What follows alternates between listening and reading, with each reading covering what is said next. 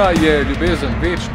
NK Maribor nadaljuje z dobrodelnimi akcijami. Prvaki so kot prvi pristopili v projekt Transplant Slovenije, ki združuje veliko družino darovalcev organov. Tokrat pa sta pristopno izjavo podpisala Ante Šimunža in Marko Šuler. Pomembna tvorca šampionskega moštva sta torej naslednja v vrsti članov NK Maribora, ki so se odločili za to najvišjo obliko pomoči sočloveku. In tudi ona dva sta dokazala, da jima je mar.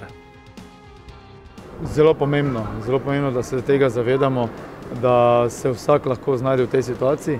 Pomeni, da če lahko na nekakšen način pomagaš za darovanje svojih organov, je to izjemno pomembno, na koncu tudi plemenito in vsekakor poteza, katero bi marsikdo mogel slediti. Enostavno reakcija kluba, reakcija vseh teh, kateri sodelujemo v klubu in v tej akciji, pomeni usmerjenost v to, da želimo pomagati tudi ljudem, ki si sami na koncu ne morejo pomagati in lahko z darovanjem organov marsikomu povrnemo življenje. Ja, se mi zdi, da je ne mogoče etično, ampak pravilno, nekako, če se da pomagati oziroma nekomu rešiti nekaj.